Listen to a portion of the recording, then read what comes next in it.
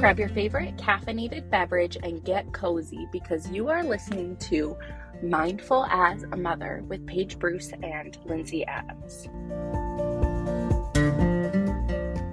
This podcast is not intended to be a substitute for therapy or the therapeutic relationship, and the information given in this podcast is purely for educational purposes and is not intended to replace the advice of a professional. Do you want to make a podcast? Spotify's got a platform that lets you make one super easily. Then you can distribute it everywhere and even earn money, all in one place for free. It's called Spotify for Podcasters, and here's how it works. Spotify for Podcasters lets you record and edit podcasts right from your phone or computer. So no matter what your setup is like, you can start creating today. Then you can distribute your podcast to Spotify and everywhere else podcasts are heard. Video podcasts are also available on Spotify. With Spotify for Podcasters, you can earn money in a variety of ways, including ads and podcast subscriptions. And best of all, it's totally free with no catch. This is what Paige and I use for this podcast, and it seriously makes it so easy. It's easy to record, edit, upload, put the show notes in, and it's free. So if you want to start a podcast, use Spotify for Podcasters. Lindsay and I spent special time creating a resource for you guys. It's called Nervous System Foundation 101. You can find it in our stand store. If you're looking to start the journey of regulating your nervous system and becoming the calm patient parent that we know you want to be, you're going to want to get your paws on this. It was free for a limited time, and now it's only listed for $7 in our stand store. We're going to go ahead and pop the link to that in our show notes today. So if you're interested in starting the journey to understand the why, how, and what behind nervous system regulation and how it impacts your parenting, go ahead and check it out. Hello, everyone, and welcome back to Mindful as a Mother. This is Paige, and I'm here with, of course, Lindsay. Hey. Lindsay is sick. So we actually were supposed to do a weekend getaway, which we call the podcast weekend, where we research, plan, and pre-record a bunch of episodes that are really juicy for you guys. And we would meet in this mutual point, like about halfway for each of us. Lindsay calls it the murder house because it's in the middle of nowhere. And it looks like an episode or from that movie, Jeepers Creepers, like cornfields and all kinds of things. Anyway, she's super sick. I am not sick. We didn't want to cross germs. So we actually had to move it till next weekend. All of that to say, Lindsay and I are on Zoom. We have a special guest. I'm going to have her introduce herself, but Lindsay's technology is struggling a little bit. So we're going to put out all the good vibes and energy that we can still get her input because it's so valuable, but bear with us. So today, special guest all the way from Australia, Grace. Grace, will you please just take a minute to introduce yourself? Tell us who you are and what you do. Thank you so much for having me on the podcast, ladies. It's such a delight to be here. I'm Grace Koelma. I am the founder of Future.ADHD.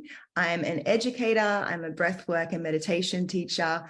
And Future ADHD is an advocacy company in ADHD, obviously. So we advocate for neurodiversity, for celebrating strengths, and for helping people understand their brains better and come at their challenges in life with more self-compassion from a guilt-free and a shame-free perspective. Love it. I know you mentioned a couple different roles. We actually found her through her beautiful Instagram and her beautiful products. They're very appealing to me as a neurodivergent individual, which was Future ADHD, right? And a big part of that are the planners, which we love, and their digital planners. Will you tell us about each of those roles, breathwork, educator, and then CEO, right? CEO. Sure, yeah. I mean, we're still quite a small team, but I guess CEO can fit. I often shirk the role of CEO in our company. We have a team of about 6 working with us remotely and some of them in person. And I find CEO such a boring title because, you know, I've got ADHD. So I like to call myself the creative director. Of course. So yes, I started out as an educator. So I was a teacher in the classrooms. That was my first passion, and it still is a huge passion of mine. And then I've been creating teaching resources and planners for about 6 years, originally in the homeschooling industry. So I homeschooled my son for a bunch of time and brought my passion of education to that. So I ran the Mulberry Journal, which is a homeschooling planner that still exists and is still out there in the world, but we're sort of running that on autopilot now. And then I got really interested in neurodivergence when my son started to get a little older, and I myself was diagnosed with ADHD. And then I just did a huge deep dive and hyper focus into it and created the Future ADHD planner. So the reason I made it was because I was looking for something to help my own brain, and I couldn't find anything that was any different to an ordinary planner. And I was looking at all of the science and the neuroscience of how our brains work. And so I created a behaviorally science-based planner that actually works for our brains. So it's very non-traditional. It's not your average planner, but everything is based on science. And the response from the community has been extraordinary, because I think that ADHD people have been underserved for so long, and they have been also talked down to for so long and patronized by some people in the medical field, not all, but some. And so I wanted to create something that was really respectful and really strength focused.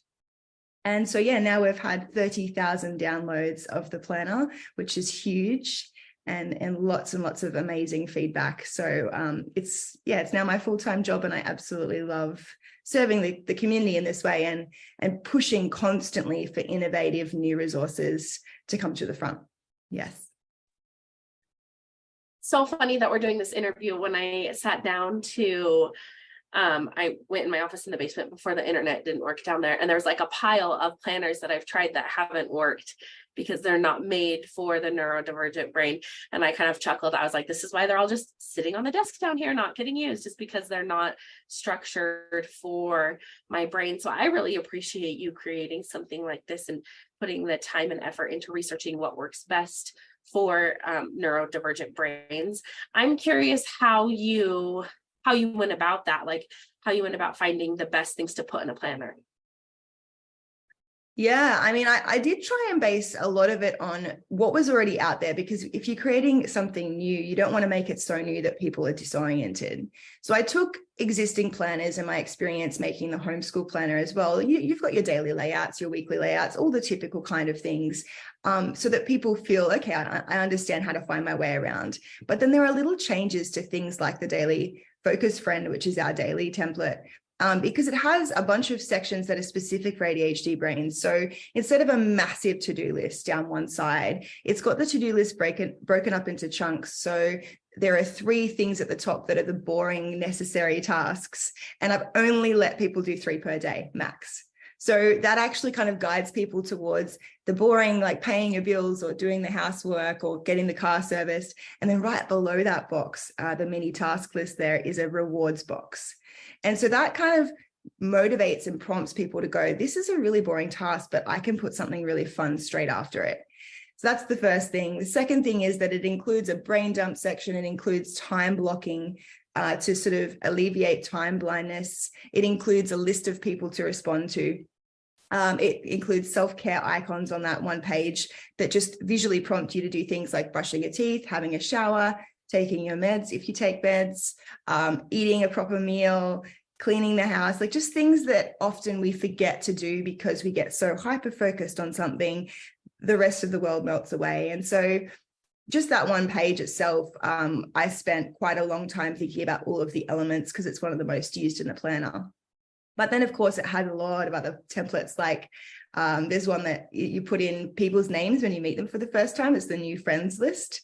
So that kind of speaks to that forgetfulness that we can have, our enthusiasm and our love of connecting, but also that forgetfulness and helping people with that support.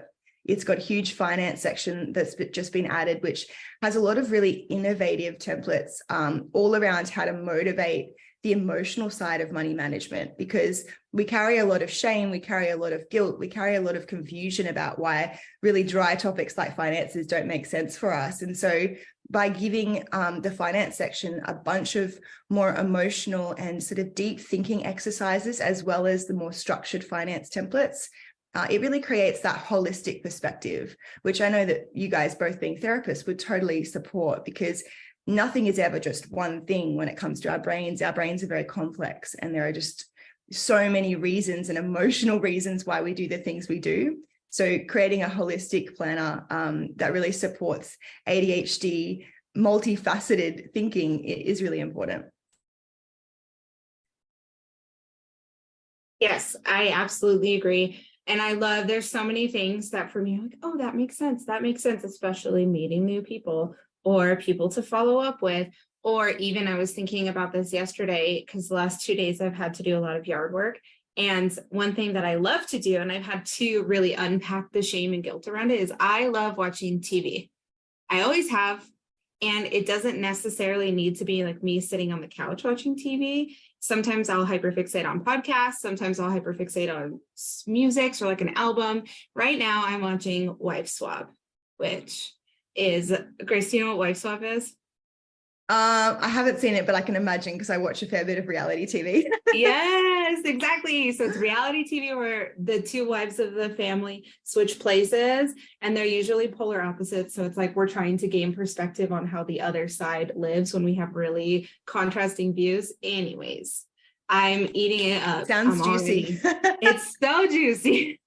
So yesterday I was like, man, I really need to get some yard work done. But I feel tired, and I hate feeling tired, which I think chronic fatigue is another thing that individuals with ADHD or neurodivergence experience. Like I have some chronic fatigue just with my brain going a million miles a minute. And for our listeners, I am not medicated at this time.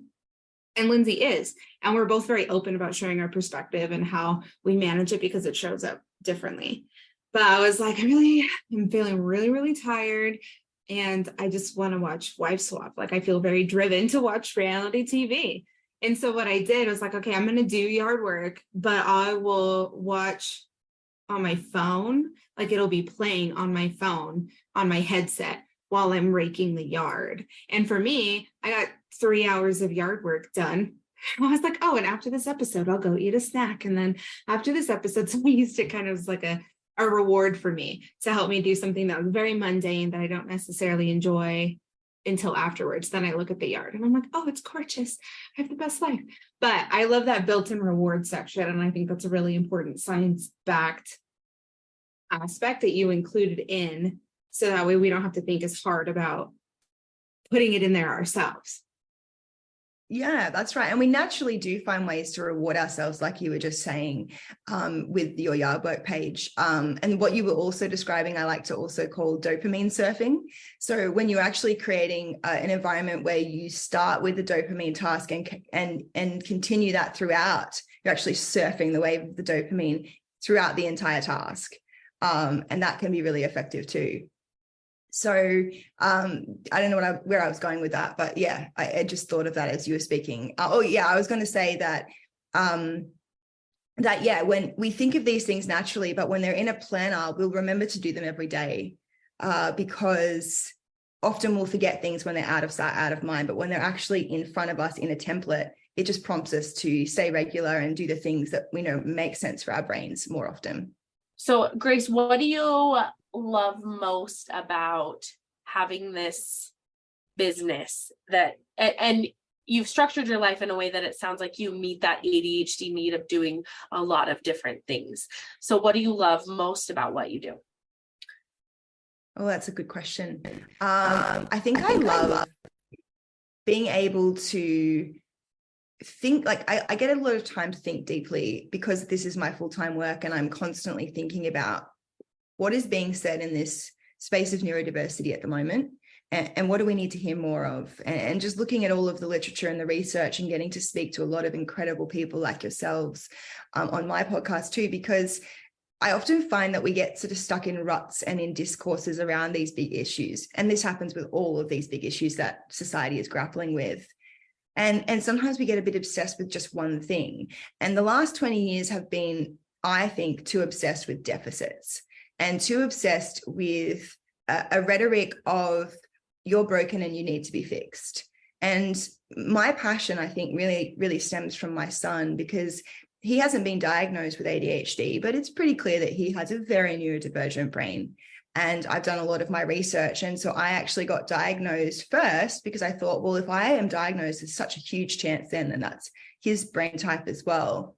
And so therefore I can just use everything to help him without having to put him through the process of getting a label very early. And this is very personal, and I understand that everyone has a different reason for it. But for me, I thought, well, if I can teach him about his brain in a way that is strengths focused, then I kind of just get in first before a medical person comes in and gives him that feeling about himself that something's not right.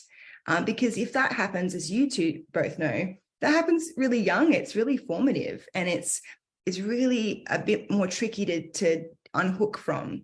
So that's been my passion, and everything I do with advocacy work is for him and for the kids in the future who are vulnerable, who do have these incredible brains. And I think that, yes, ADHD definitely has its challenges, and a lot of those are exacerbated by a world that is not designed for us and that sometimes punishes us for being ourselves.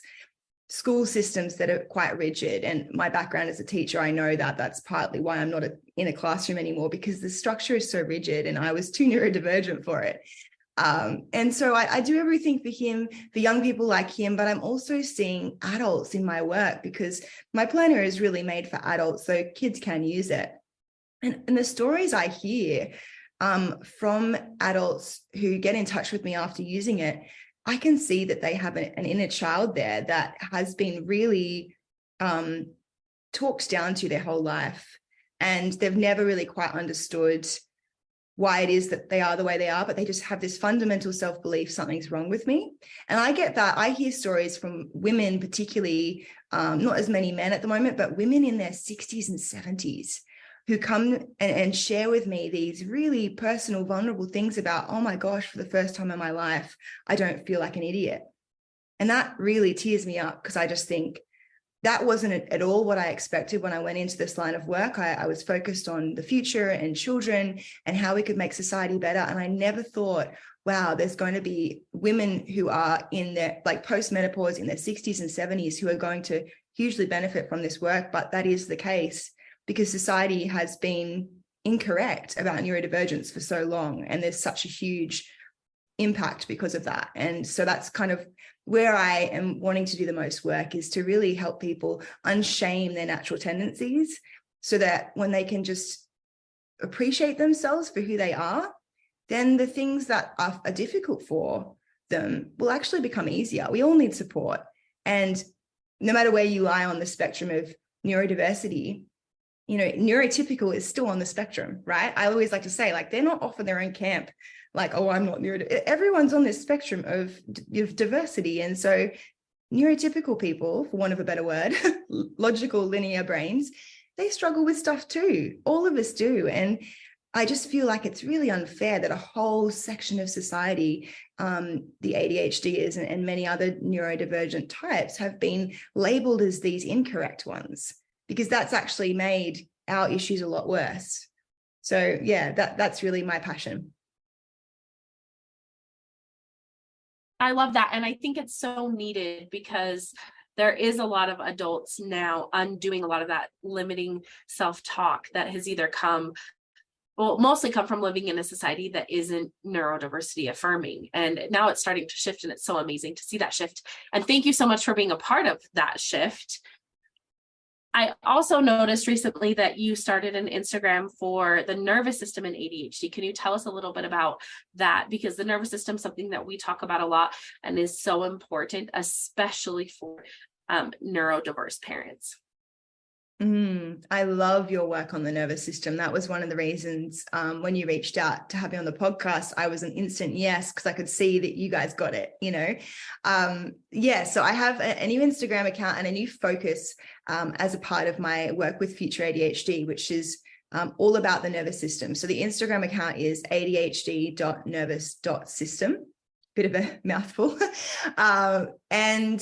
And that's really arisen out of my work as a breathwork and meditation teacher. I've recently been certified, and it's been a passion of mine for a long time to find alternative ways to nourish our nervous systems and to educate people on actually how different nervous systems are when you're neurodivergent. So what I like to say, to quote the research it's going to leave my head now because it'll come to, Dr. William Dodson speaks about interest-based nervous systems with ADHD, as in contrast to importance-based nervous systems.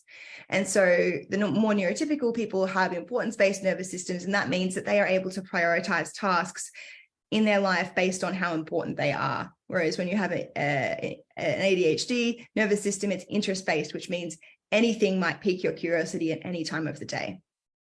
And that's just one part of our nervous systems. Another part is that we have really sensitive nervous systems, highly sensitive to both external and internal stimuli.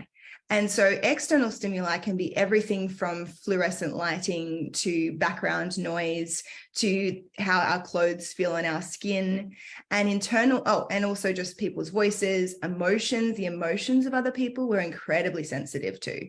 And that also links into our, a lot of us have really strong empathy as well for other people and a strong sense of social justice. But internally, that means that we have a lot of inside thoughts, emotions, feelings, just things inside of us, internal stimuli that can be overwhelming. And so we can often get into a state of nervous system overwhelm and overstimulation really quickly in a day. And it's a bit like drinking water. I like to say that when I'm not nourishing my nervous system, it's like I'm dehydrated in my nervous system. And so I try and take little sips of water by doing sensory cocoons. So even just 1 to 2 minutes of stepping out of a brightly lit environment with my kids in the background, being noisy, all of that stuff. I try and step into either a dark closet or into the car, or just close my office door, stick on an eye mask, stick on these headphones, and create a sensory cocoon that is a controlled, quiet environment. And then I might play brown noise, or I might play Tibetan singing bowls, or a guided visualization, something that helps me drop down into my body and slow down the overstimulation. And breath work helps so much with that, because it's scientifically proven to help lower your blood pressure and get you into that parasympathetic response in your nervous system. And I'm sure you both know this, but I'm just sharing it for the audience. So yeah, there's been so much that I've learned and I'm still learning about the nervous system. And I think it's one of the keys in understanding the ADHD brain and why we can often have these habits of impulsivity or of oversharing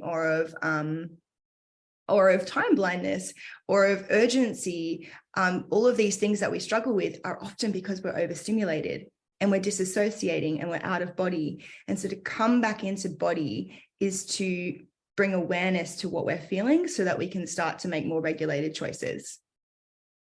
I've recently started doing breath work more often, and even going to like a group breath work on Sundays. And it is really cool to see the difference in my nervous system and how I show up, and how my symptoms of ADHD are decreased by a lot. And when I say symptoms, I mean the things that are perceived as more negative when you have ADHD, like the executive functioning. Like it feels like it's easier to get into a space where I can focus and make a plan or do certain things that are normally hard for me. How did you get into the breath work? Because I think it's so cool, and I'm glad that so many more people are starting to recognize this as a way to help support yourself when you have ADHD. Yeah, I'd love to touch on the motherhood aspect too, as I know that's what your podcast is all about. So I came to breathwork through motherhood, and I actually came to it when I was pregnant with my second son. So I have a 7-year-old boy and an 18-month-old boy, a big age gap. And in that age gap, I basically changed my whole approach to pregnancy and birth, away from the more medical model, away from a stressed out approach, because my first birth had been quite stressful and a lot of intervention and a fair bit of trauma.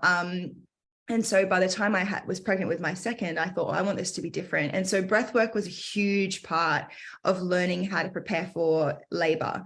And it was absolutely extraordinary, the difference between those births. And so when I learned that, I thought, okay, I don't want to just practice this, for labor or for birth. I need to bring this into the rest of my life, because there's something here.